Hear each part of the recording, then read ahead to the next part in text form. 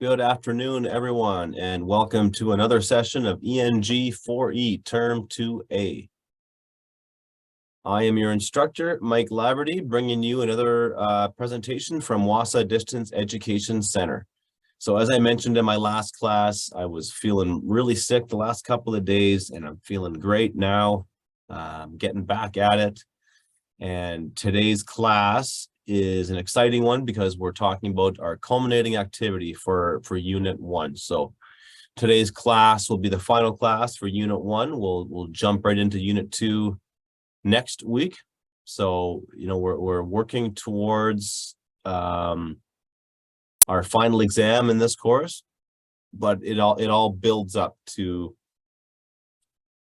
there's sort of like little milestones along the way. So the culminating activity is your first big challenge in this course. It is a large writing assignment as compared to what you've done previously. So it's a big assignment. It's worth 80 marks. So wanted to devote an entire course to talking about it. So let's jump right in. So as I mentioned last class, please join the Wausau Facebook page. You get lots of great updates that way. Graduation day is June 15th, 2023. So important date to keep in mind. It's a little under 4 months away. It's coming up fast. Is anything else exciting and new? Just, drop me a line if there's something new or exciting in your community and wherever you're from. We can always talk about that. The announcements don't have to be always Wausau related, but I just wanted to throw that out there. So we took weeks 1 and 2 to tackle Unit 1, so we're on pace here. I'm looking forward to going through all these units. So Unit 2 should take us through weeks 3 and 4 and so on, and until we've completed all 4 units of the course, and then we are on to our final exam preparation, which will be the last week, will be devoted entirely to getting you ready for your final exam.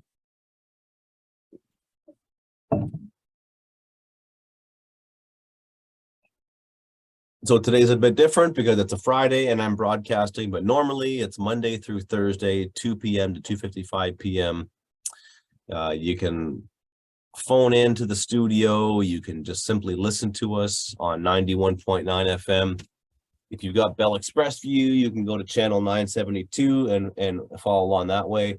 Or if you want to participate live online, you can do that through Zoom. So you type in zoom.us into your browser. You go to zoom.us, and then it'll ask for a meeting, a meeting ID or code.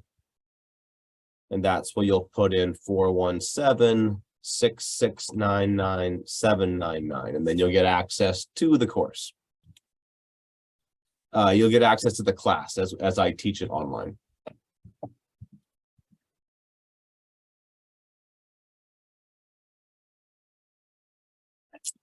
And of course, you can find all my classes are put on YouTube. If you type in Laverty Wausau, you'll come up to my YouTube channel, and I've got everything in playlists and individual videos. So you'll find the ENG. You'll find 2 playlists. There's the Term 2A. So that's every video I've done in Term 2A. And then you'll find Term 2A Unit 1. So every class that talks about assignments in Unit 1 will be in one playlist. Starting next week, you'll see 3 playlists. The whole the whole class, Unit 1 and Unit 2. So they'll all be divided up that way to make it easier for you to find them. If you're watching on YouTube, pause the screen and then take a note of how you can submit work. This information is in your study guide as well. If you have any questions about submitting work, please contact myself, your DEC, or the Wausau office. Wanted to give a note about this. So, it's best if you submit your work in groups of 5 to 10, kind of give me smaller batches of work. And that allows me to provide you can't talk right now. It allows me to give you feedback. Okay. So that's the important part, right? So it's really important that you get feedback, on this course, especially your longer writing assignments. So please take the time to read my feedback. I put a lot of effort into it. So, and I do it because I want you to become a better communicator. I need to become a better communicator. And it's not like you just get your communicator badge or whatever and you're done. And that's it. You can write. You're always developing your skills. And I develop my skills by putting stuff out there, getting feedback from other people. And please be sure to write down your name, your community, the course code, and please provide me the assignment information. Just tell me the number of the assignment, what unit you're in. Drop me a line through email, find me on Facebook, add me as a friend, or just simply send me a message. And feel free to phone the WASA office. That's extension 2211. That's my extension. Or you can just talk to the receptionist and ask for Mike, and they'll put you through.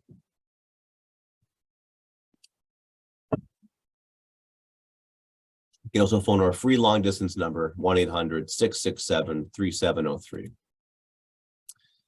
And that's when you want to contact me directly from 9 to 3 Central Standard Time. That's when I'm at my desk, and aside from when I'm teaching, but that's when I'm at my desk and ready to respond to your questions. So here's your next steps. You should contact me through email, Facebook, Messenger, or phone if you haven't done so. Read the study guide and Unit 1 of ENG4E. Read chapters 1 and 2 of Where the Rivers Meet. And this should actually be updated to 1 through 10, after 2 weeks of taking the course. This is recommended for independent learners and those registered in a term, right? So even if you're taking this course as an independent learner, if you put in 2 weeks, this is where you should be. And again, you don't want to put too much pressure on yourself, but if you don't put enough pressure on yourself, then it probably won't get done. Or maybe it will get done, but it's going to get done in a really rushed and kind of sloppy way. So if you've been taking this course for about 2 weeks, you should have key questions 1 to 10 done.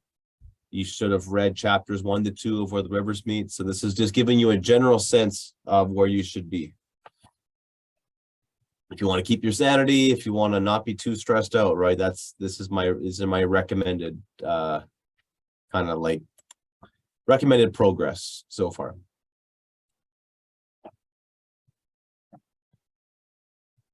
All right, so today's lesson will be our quote of the day. We're going to talk about elements of narrative and talk about the culminating activity. So narrative is, of course, just a fancy word for storytelling, but it's a very specific kind of storytelling. It's storytelling with a narrator, a storyteller. In this case, that's going to be you. And we're going to talk about our culminating activity. So you will be successful if you can apply your understanding of the writing process to complete an outline for the culminating activity. Just trying to see if I missed one here. Right. Our learning goals are to learn about the elements of narrative and to learn how to create an outline for a longer writing project. So an essay, a short story. So how to make an outline to guide our writing process. And then we're going to apply our understanding of the writing process to complete an outline for the culminating activity, writing a short story. So here's a couple of quotes of the day. So after nourishment, shelter, and companionship, stories are the thing we need most in the world. Philip Pullman. I believe this is the guy that wrote The Golden Compass, children's author. And I think, and the meaning of story here goes beyond like books and TV and things like that. I think when you belong to a community, and belonging is such an important aspect of being human, right? You want to belong to something, and we all want to belong to something, right? And something bigger than ourselves, and that's where story comes in, right? So you know, we want to have meaning in our life. We want to belong to things. We want to make a difference. And I think that's where stories come in, right? So we all want to have a good life story, and that's what we mean by nourishment. And right, so after we've got a place to sleep, we've got companionship, we've got food to eat, we need good stories, right? And that's what life is. Life is a story.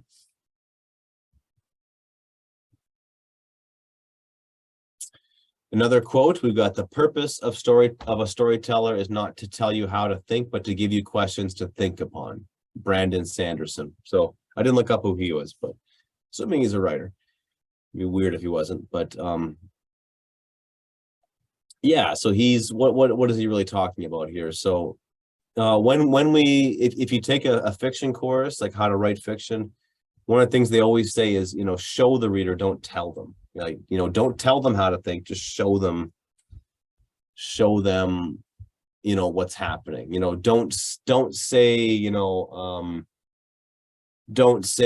know, Sally was upset with her life. You know, say Sally threw a Tim Hortons cup of coffee against the wall and screamed, right?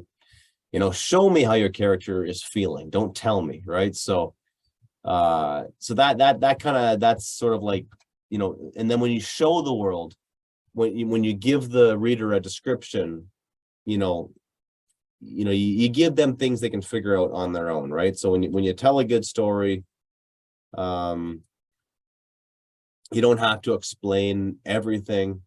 Some things can just stand on their own. And that's what really good stories, and I think maybe more importantly here, like, a really good story makes you ask questions about your own life, right? And it's not like, this is the story, you know, it's just a bunch of stuff that happens. There's actually a deeper message here, right? You know, I mentioned in the first class, I'm a huge fan of The Simpsons, and that one of the end of the episodes, the family's in bed talking, and I can't remember which character, but they want a moral of the story. They want to know why all this stuff happened. And I think someone just says, no, there's no moral of the story. It's just a bunch of stuff that happened. So sometimes life can feel that way. But when you're writing a story, it's more than just a bunch of stuff that happened, right? There's a reason why that stuff happened, right? So it's that deeper meaning. That's what this quote is getting at, that, you know, why did that stuff happen? And what can we learn from that stuff happening, right? So just keeping in mind what you're up against here. So you're doing a culminating activity. It's worth 80 marks in total. So you need a title page that includes a graphic, picture, or a sketch, your name, your course code, and the date. Please note that this is not a writing, sorry, not a writing, it is a writing course. It's not a art course. So if you want to sketch something and it's totally rough, I don't care. I mean, just put some effort into it. Don't, you know, put your effort into writing, you know, that I'm going to be a very generous marker here. If there is a sketch of any kind, your name, the course code, and the date, you're going to get full marks. If you don't go that route, you can take a picture, you can find one online, just make sure it's relevant to the story. I should look at that picture and know how it connects to the story. Okay. So that's your title page. So it's going to have the title of the story, a graphic, a picture, a sketch, your name, the course code, and the date. You're going to have a rough draft. The rough draft is worth 25 marks, and it's going to show some evidence of revision and editing. Okay. So you're going to write the rough draft, and then you're going to mark it up, make some comments to yourself on how you could improve this thing, how you could make it better. And then you're going to revise it, edit it, clean up the spelling, rephrase things, reword things, put things in different order. And then you're going to create your final copy. So your final copy, it can't just be like a neater version of your rough copy. It's got to have evidence of how it got better. I need to look at them and see the difference, okay? And rough drafts can be roughed, okay? So I want to just stress that too. A rough draft can be really rough. It should be written in full sentences. Maybe I'll write that down, but you know, a rough draft can be rough.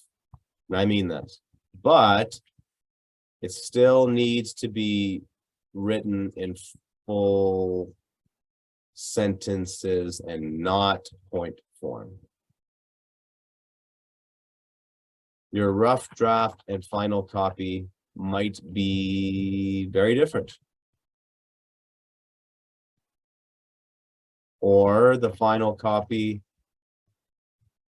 will only have, you know, spelling mistakes, spelling and grammar mistakes cleaned up, right?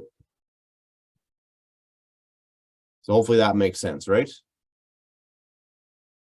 Keep that in mind. So, you know, the rough draft, it can be a rough draft, but it has to be written in full sentences. So you may write the rough draft, and remember, we use writing as a way of thinking, right? So sometimes we write a rough draft, and then we can really see what the story could have been, right? So that's sometimes that's what happens when you write a rough draft, and you're like, oh, okay, I think what I'm really doing is writing about this, and I wish I would have included more scenes about this character. Or, you know what, like I maybe, you know, I was writing about the first time I rode a bicycle, but like really it's more than that. It's more about like me spending time with my grandma, or I don't know, I'm just making things up, right? Or maybe you'll introduce a character and you're like, oh, that character is super cool. I'm gonna make the whole story about them, right?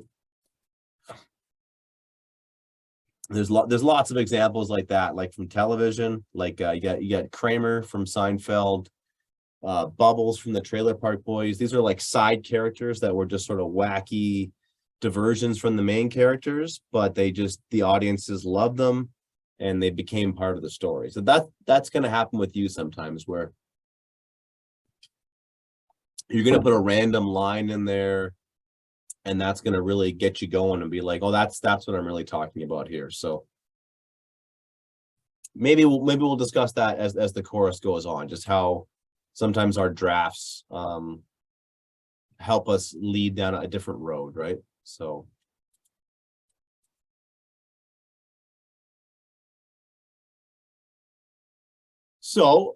based on one of the following topics, this is right from your unit work. You are to plan, develop, and produce a short story using the stages of the writing process. A short story will contain the following elements. So you need a character, a setting. So a setting, a character or characters, a plot, series of events, a theme, that's your main idea or purpose, and a conflict.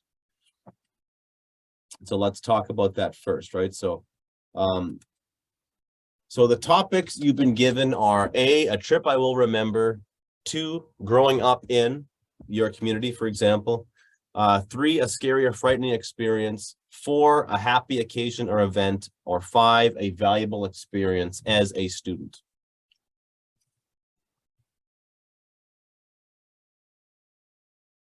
And so what we're going to do today is we're going to work on making an outline for a story. So a story planner or a story outline.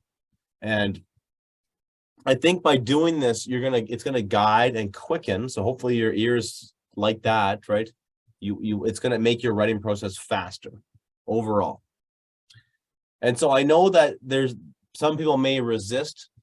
They may resist doing an outline because they feel it's going to waste time. Like, why do an outline when I can just start writing the thing, right? But I'm here to tell you that you will save yourself hours and frustration, especially if your writing project is a longer one, right? So this is only, you know, a few paragraphs, but what if you got to write 4 or 5 or 6 or 7 or 8 paragraphs in a bigger assignment, right? So anytime you do a project, you want to plan it out and just have an initial sense of where you want to take it. And what you're doing here is you're making a map of what to follow. And you might take a different path once you're halfway up the mountain, so to speak. But the destination is going to remain the same. You're going to have that same starting point. You're going to have that same foundation. And you're setting out on your journey prepared and ready to go, right? And you might go in a different direction, but if you start off in a good spot, it just leads to good things, and you're setting yourself up for success. That's what you're really doing here. So here's our story planner, where we need to fill in the blanks to create an outline for our essay. So before I can start writing my short story, so essay or short story, I need a plot, I need a setting, I need a conflict, I need a theme, and I need characters. So I need to have these 5 elements down. Once I have those 5 elements down, I can start writing scenes. I can start writing passages. I can start writing the events of my story. But first, I'm going to figure those out. So I'm going to go back and I'm going to pick one of those topics, and I'm going to find my angle. See where it says find your angle? So your angle is how you approach that topic, right? So you pick a general topic and then you find a more specific angle or take on it. Setting. So decide what settings you're going to include. Conflict. This is things that things that made things difficult, right? More on that in a second. Theme is what you learned or gained from this. This is like I guess theme is like the point of the story, like the deeper meaning. And characters is yourself and 1 or 2 people directly involved in the story, right? So there they are. The characters, like I said, are the people involved in the story. The plot is what happens. The setting is where the story takes place. The conflict is a problem to be solved by the protagonist, the main character. The theme is what the story is about on a deep level. And the narrative is who tells the story and how they tell it. So, like I said, first you'll pick a topic.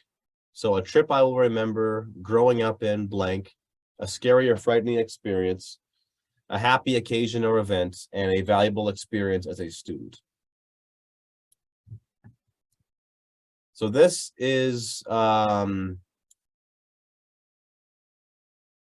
this is going to be a short story that I'm going to write, and it's going to be a short story about my life, right? So, and this is what happens in the narrative: a series of actions or events experienced by the characters. When telling a story, we leave some details in and we leave others out. We aren't telling the story of our entire life, only one part, and that's the plot. The things we decide the reader gets to see. So I think that's really important too, right? So you're thinking of a story, and especially if your short story, and a lot of those themes are about you and your life. So if you go back and you look at that, you're not telling the story of your whole life, and you can't tell the story of your life in one page. It's going to be a very incomplete version, right? But what you can do is you can tell one story from your life, and your life is a series of stories, right? And the story is always kind of evolving and changing. But so I chose a general topic, a trip I will remember. Then I did the second step, choose a more specific topic, and then I wrote down going to Denmark. So my wife, she's got Danish ancestry. Her father is a first-generation Canadian. His parents were Danish. And so in the spring of 2015, we took a trip to Denmark. So that's the timeline. So the ages of your life discussed in the plot, right? So I'm going to focus on that specific part of my life.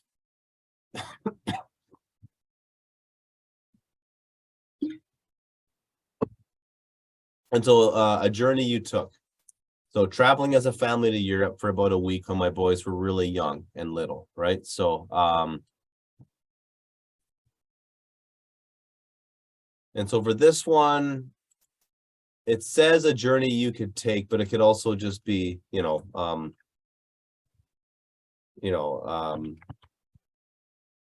plot summary, right? This is, what the movie is about,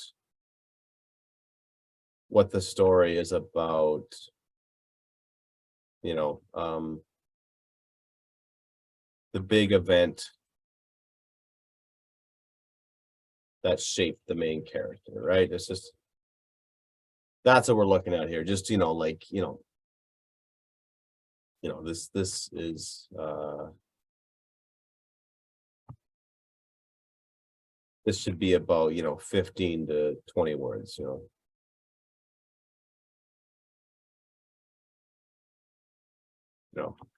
This is the long story short.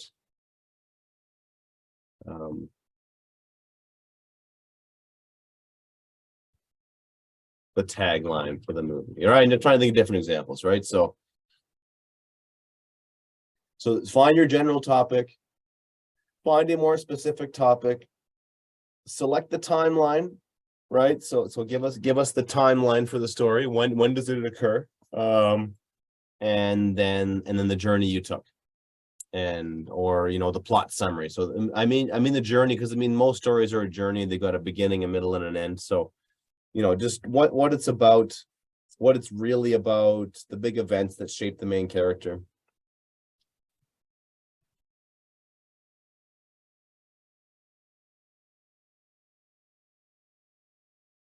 All right, so get yourself a plot.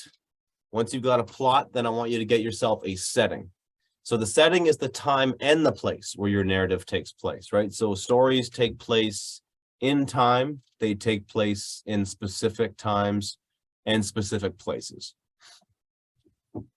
The only real exception to this is like myths and legends and fables and things like that. Like some stories don't really have a location and they don't really have a time. They're sort of like timeless and placeless. They're just sort of like, it takes place in a forest. So it does have a location, but it's not like a forest in Northern Ontario or a forest in Greece. It's just a mythical every forest, right? And then it doesn't take place in a set time. It's timeless. But what you're doing is what's way more common, is you're writing in a specific time in a specific place. So I want you to figure out your timeline. What time period are you writing about? Are you writing about last week? Are you writing about 1995? Are you writing about 2006? And as this is a short essay or story, right? It's probably best and easiest way is to limit yourself to one or two specific locations you can describe with a lot of detail, right? So this is meant to be short. If we think about our, it's like a short movie, right? And you don't have to have multiple locations. You could have one setting or two, right? But you don't have a lot of time here. You don't have a lot of space. It's a longer assignment because you need to write multiple paragraphs, but really the less things you can write about and expand upon, the better, I think, right? So it's like oftentimes with writing, it's better to do a few things really, really, really well than to try and do a whole bunch of things like okay. And the more things you throw at the reader, the harder it becomes, right? The more characters you have and the more settings you have and the more complicated you make your story, the harder it is to tie it all together, right? So start from a place of simplicity, start with one or two scenes, have one or two characters, and just create a very basic scene, but just expand upon it and just really polish it. And it's going to make it a lot easier for you, right? So my advice to you is to try and get it down to one or two settings. Okay, a conflict, a problem to be solved by the protagonist. That's the main character, okay? So this can be as simple as wanting something you didn't have and then finding a way to get it. Conflict comes in many sizes. In a personal essay, the conflict can also be the difference between you as a person now and the person you were back then, right? So if you're telling a story, if you're telling a story about your life, sometimes that the conflict might just be the conflict between who you are now versus who you were back then. Or you could be talking about a very specific conflict you experienced in your life. And remember, and then what I mean by conflict coming in all different shapes and sizes is really important too. So conflict can be the God, you know, like God and the devil, right? Like it can be epic proportions, right? It could be Hitler versus, you know, like a soldier in World War II. It can be this epic, you know, like but conflict can just be internal, right? Conflict can be between you and you. So sometimes the conflict is character versus the character. Sometimes it's you versus the society you live in. Sometimes the conflict is you versus nature itself, right? So there's many kinds of conflict, but in the end, there's a problem that has to be solved, right? And that's what moves the story forward, right? If everybody has what they want and nobody has to try to get anything, then nothing happens, right? Because there's nothing to do, because I already have what I want, right? If you write a character who's like super successful and stable and has everything they want, and all they want to do is sit around and watch Netflix, then guess what? There's no story. Like there's nobody wants to read that story. It's not exciting, right? So stories come alive through conflict, right? And it really comes down to they want something and there's something that's stopping them from getting it. That's most conflict is boiled down to that, you know, to that level, right?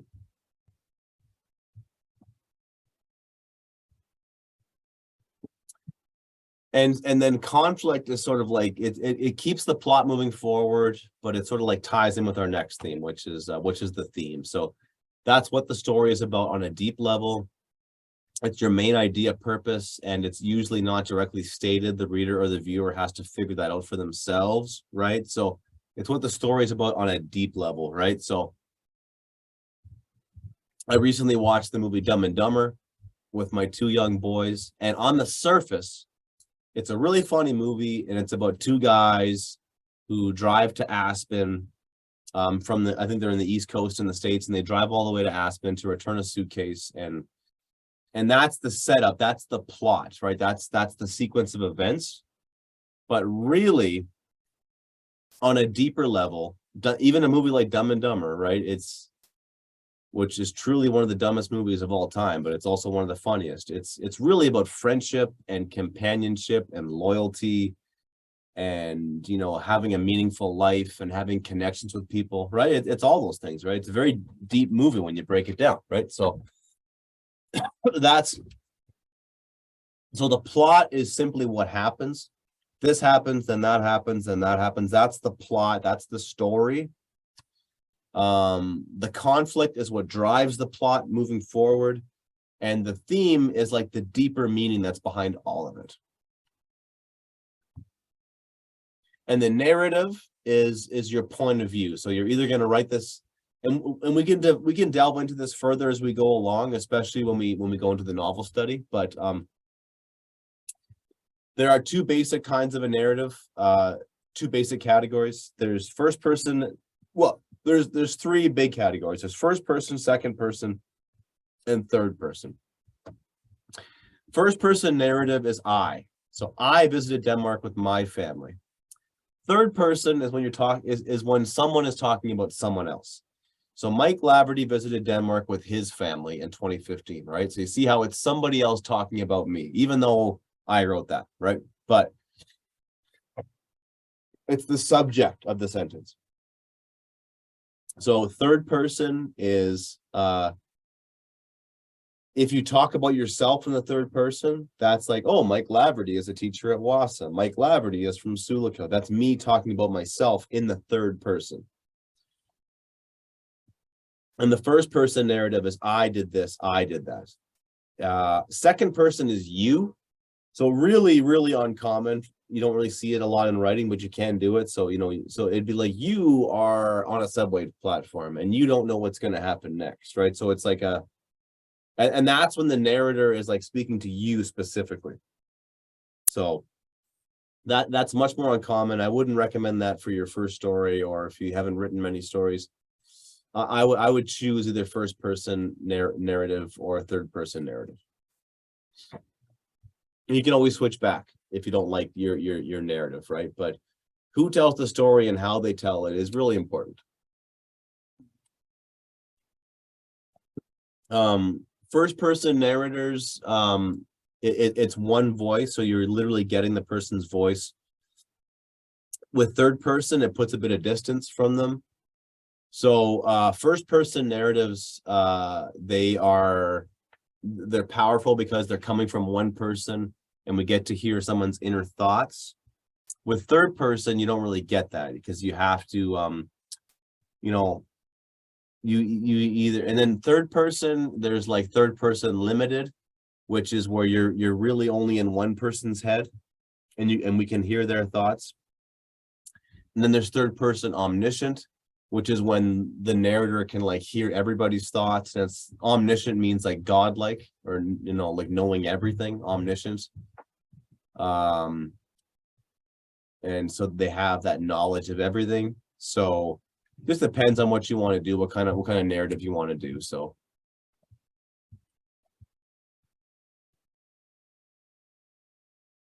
all right. So once you got all that stuff in place, then you can write a scene. But first, let's get that stuff in place.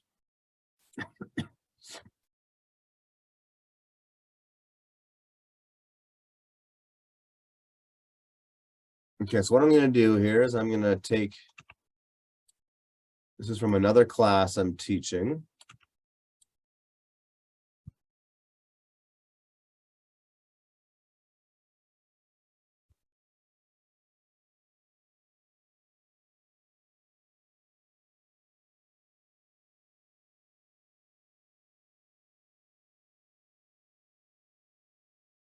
Okay, almost there. Bear with me. Okay, so what I'm going to do is so what we're doing here is we're doing our culminating activity, writing a short story. So I'm making my planner. So my first step was to take one of those themes, and that was a trip I will never forget, and then going to Denmark with my family in 2015. So I took one of those themes that were provided to me, and then I made it more specific. So a trip I will remember, right? I think I did not forget, but same idea, right? So I take one of these topics and then I make it my own.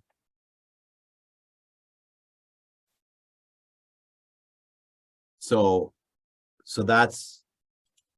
a trip I will remember, and then more specifically, it's going to Denmark with my family in 2015.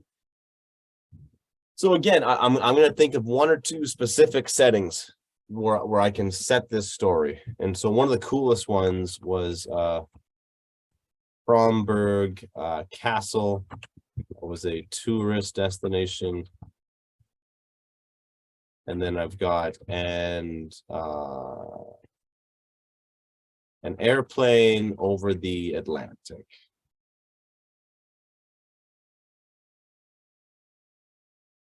I'll just say the Atlantic. You know, it's an ocean.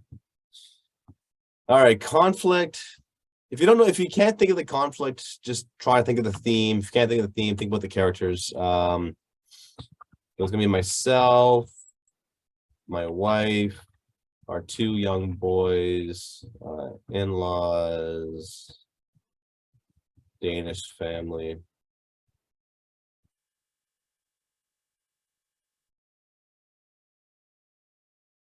All right, so trying to think of the conflict here. The conflict might be, I don't know, maybe trying to have fun and being a good parent at the same time. Just that's a conflict, right? And the theme, the deeper message of the story, what I'm really trying to get at is maybe dealing with adversity, staying strong when things go wrong. I don't know. That's kind of what I might think about here, right? So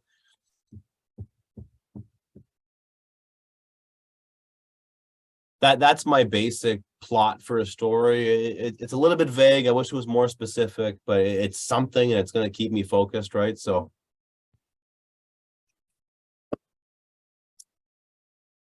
So let's see. So our next steps here, we got a couple options. We could write a few scenes. We can plan out our paragraphs. We can do some free writing.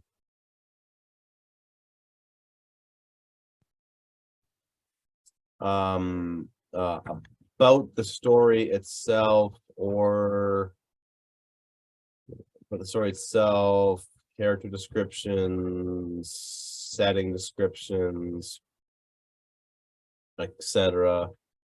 You know, we can jump in and try to write a scene.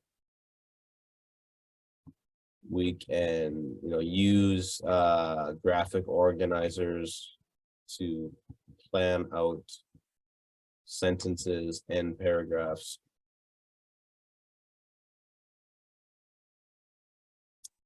Right, so I've got my story planner, and that's kind of keeping me focused. I know a couple of settings for my story. I know who's going to be in the story. I sort of know the plot. Still got to figure that out, and the conflict and the theme is going to come out as I keep writing this.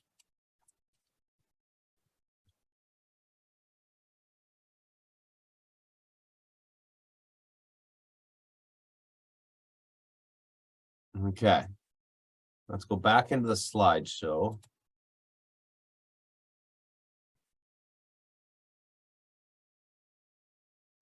Right. Okay. So now that we've got our plan more or less in place, you know, we've got a plot, we've got a setting, we've got an attempt at a theme and a conflict, we've got characters. Now it's time to write a scene.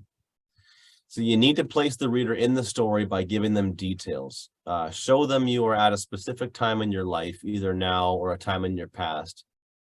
And then write about the physical location. So why you are there, what's on your mind, make it up as best you can, who you're with, and then introduce the conflict. So that's sort of like a general timeline, or, you know, like when you write a scene, you know, every scene in the story should be touching upon the conflict. And then when you do that, then you're also talking about the theme of the work. You know, that's what's going to happen, right? So as you talk about the conflict, the theme of the story will emerge, you know, over, you know, if we see your character doing several things, the lesson kind of unfolds that way. So things you can describe, you can start with yourself. You can describe a setting, tell the reader about the location, the time you're in, the plot. Tell the reader about what your character wants out of life in that moment and life in general. And this will also cover, you know, like in that last slide I mentioned, this is gonna, if you put a character in a scene and you start, you know, showing the reader what they want, what they're trying to do, then we'll start to get the conflict, and the theme will start emerging, you know, after, you know, one character does, a few things and reacts in a certain way, right? So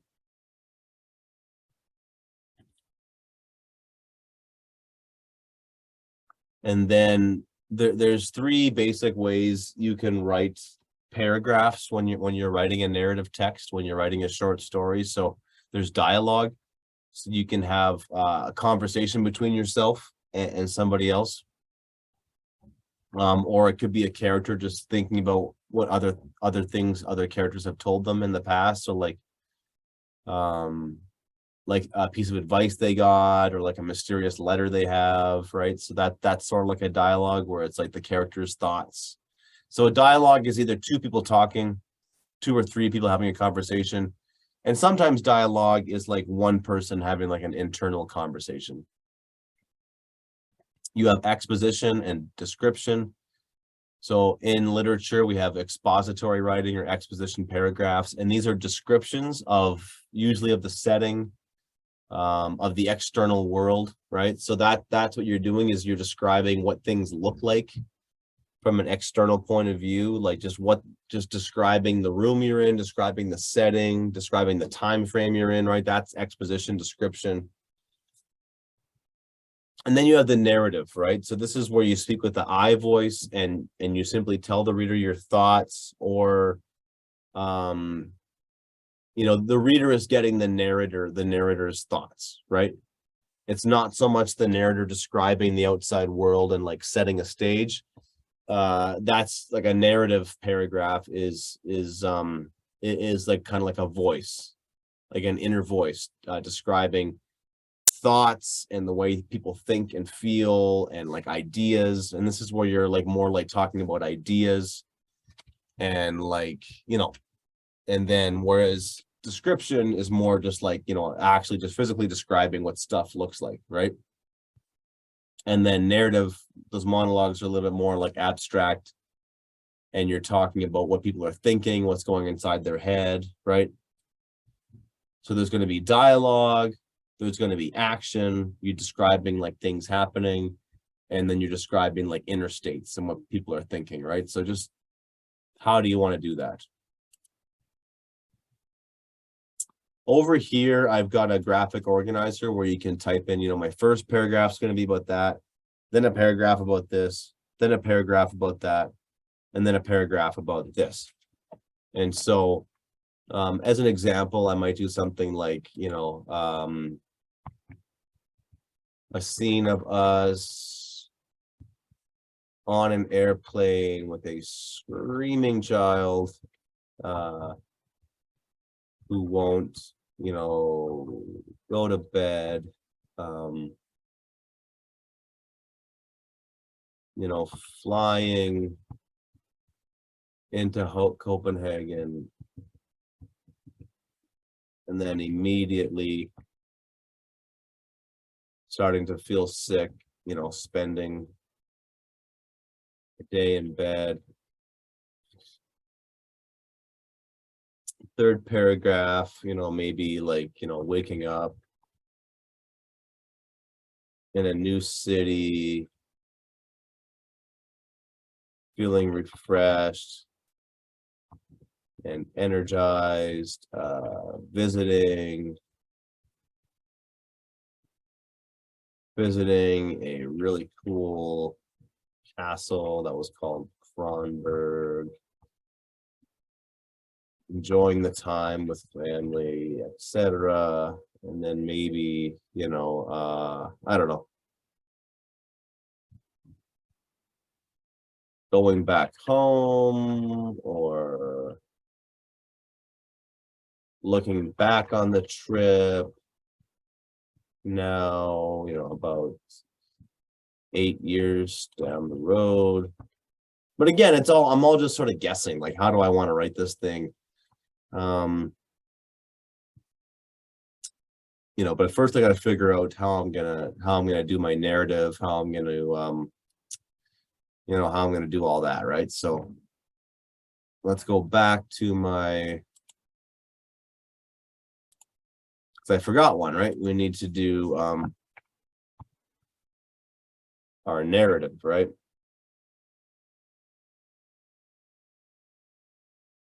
And I think, you know, I might whoops.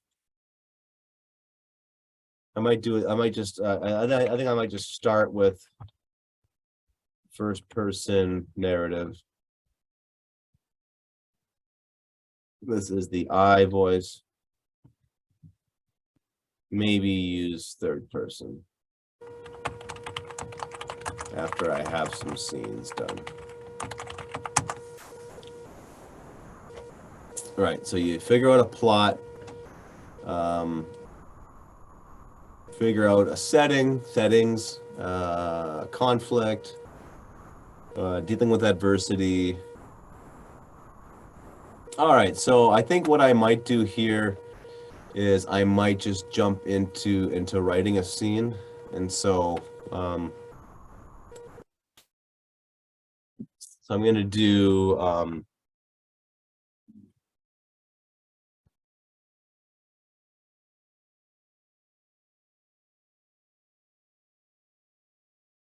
riding an airplane over the Atlantic on our way to Denmark. So that's how we're going to start this thing.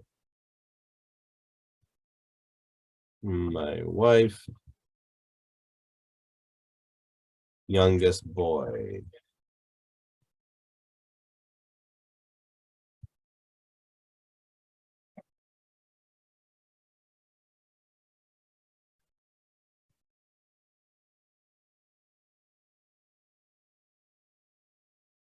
Okay, so here's my scene. So I'm gonna try and write a scene.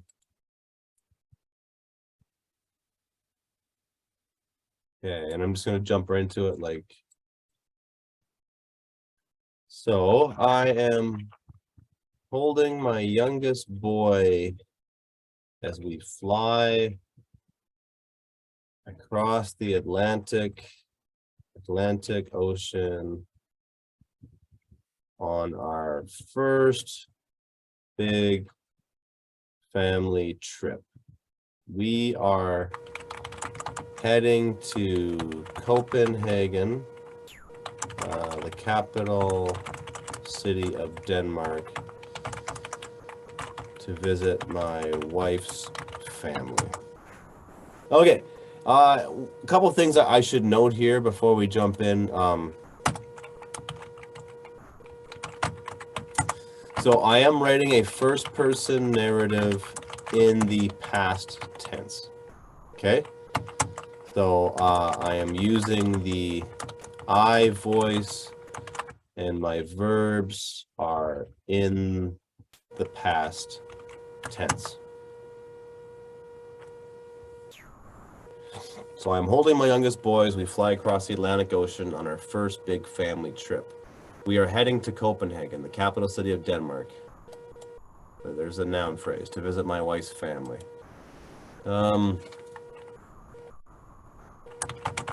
Both of our boys were feeling sick before takeoff, but our youngest was having a really hard time. We think the pressure in the airplane gave him a headache.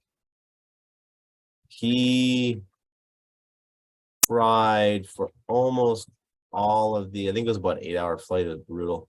8-hour, and it was a miserable experience for everyone on that plane,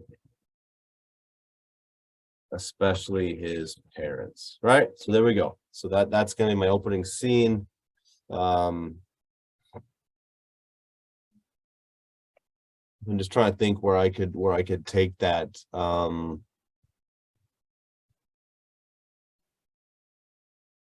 But yeah, I want you to think about like you know, I want you to try and think about 2 or 3 scenes that you can write. And you know, like, and then I could just like, you know, notes to myself. Do I want to write some dialogue? Should this just be my thoughts to the reader? You know, any details I can add? You know, passengers giving me mean looks, you know, feeling frustrated. It was like trying to sleep, and as soon as we adjusted our position, he would wake up. You know, so like trying to keep it together and not, you know, and not get upset, which only makes him more upset, right? So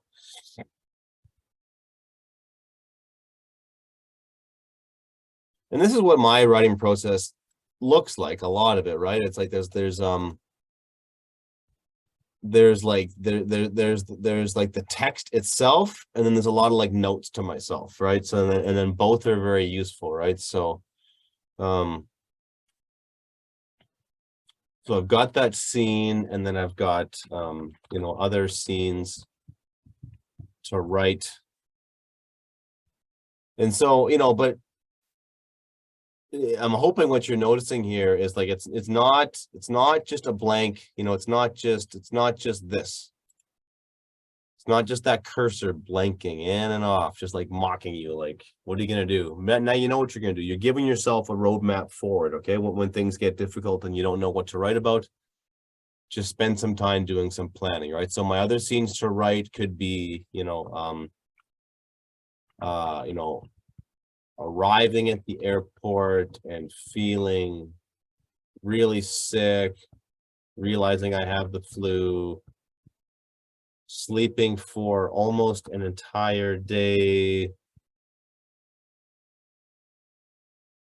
feeling like I am missing out, frustrations, anger, all those feelings, right? And then you got, like feeling better, exploring a new and exciting city, and then maybe the flight back home, much better, playing a game with him, my singing monsters on an iPad. Yeah, so just that kind of thing, right? So yeah, so I've got some scenes to write. I've got a writing a short story, I've got a plot, I've got a setting. And I did this for another class, and I kind of like that story planner a little better. So here's a note, if you complete your story planner / outline and don't really like where it's going, or you might not have enough stuff to write about easily, right? Then, try a different approach, maybe pick a different topic and work through the checklist again, right? So, often, finding what to write about is, I would say, equally, if not more important than, than putting in the work.